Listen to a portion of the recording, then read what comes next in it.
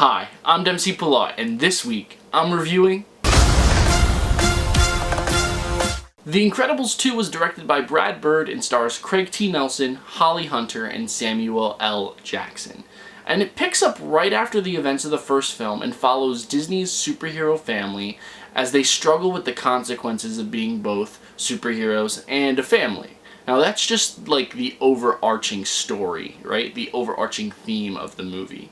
The actual plot of the film basically follows Elastigirl. She seems to be more of the main character in this film, and she's essentially recruited by this secret agency to try and do some good in a world where superheroes have been banned, as we know from the first film. And while she's trying to deal with that, she has to leave Mr. Incredible at home to take care of the children.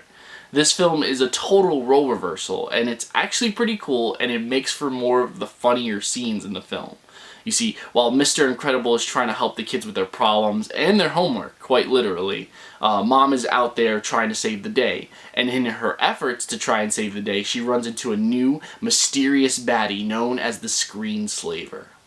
Now there's a lot going on in this film. We meet a lot of new characters, but we also get to see a lot of our old favorite ones develop. Particularly the kids. I'm not gonna lie, my favorite story arc in this film was Jack's. He has so much to do in this film, and I don't want to spoil anything, but he's kind of a scene stealer. This film was fun, and I thoroughly enjoyed it. However, I did have a few problems with it. And the first problem that I had was primarily the pacing. Now, for a majority of the film, the pacing is fine. It isn't until the third act that I felt that it became a problem. And not so much a problem, but it just became a little bit uneven. Now, the third act starts off fantastically. That to me was the point in the film where I stood up in my chair and I was like, oh my god, what's gonna happen next? I was so excited. But before I knew it, the climax came and the climax went, and the film was over. And I felt like I didn't really get a chance to fully enjoy or fully relish in what was happening. Things were just moving too quickly for me. And I felt like they could have developed it a little bit more, or stretched it out just a little bit more. I really wanted more from it. And that actually leads me to my next problem that I have with this film, which is really more of a personal problem, I will admit. But essentially, I wanted more from the kids. Now, don't get me wrong, the kids do get a lot more action and a lot more screen time in this film than they do in the first one, but it's plain to see that they're growing up. Yes, even though the film does take place immediately after the first film, they're definitely getting a sense of the responsibility that is needed to be a superhero. You can see that in them. You can see that in their character arc and their development. And I just wanted to see a little bit more of that play out on screen. They definitely do have a bigger role in this movie, as I said before. I don't want to say any more than that. But I just wanted to see just a little bit more of them. To me, they were the most fun to watch. And who knows, if there's a part 3, you might even get to see more of that growth and development play out. But yeah, as I said before, this film was fun, it was fantastic, thoroughly enjoyable, and it had a lot of cool moments and a lot of great sequences, a lot of great action sequences for an animated film.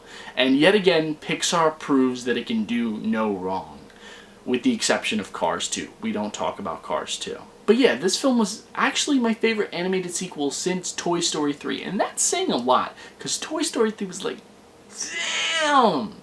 And for that, I'm gonna give this film 4 stars. Yes, things are going quite well, my god, no complaints. Guys, thank you so much for watching. As always, if you like this video, hit that like button, and if you're not subscribed, I would ask that you please subscribe. I post new videos weekly, and I'm still working on that television show season review, but it's coming. Stay tuned, guys. I promise you're gonna love it. If you want to follow me on any of my social media, Twitter, Instagram, Stardust, as I mentioned before countless times, is an app where you can actually review movies and TV shows on your own. It takes 30 seconds to sign up and another 30 seconds to post your first review. Try it. It's a great community. It's lots of fun. I'll put the links to all those things in the description box below. If you have any questions or comments, you can also comment in the comments section below. I would love to interact with you guys, get to know your thoughts, reactions to some of the films that I talk about here on this channel. But yeah, guys, thank you so much again for all the love and support thus far. You know, I've said it once and I'll say it as many times as I need to for you to understand that I really do appreciate you taking the time out of your day to sit there and watch these movie reviews. It means the world to me. And I can't wait to continue doing them for you. So until next time, I'm Pillot. Take care.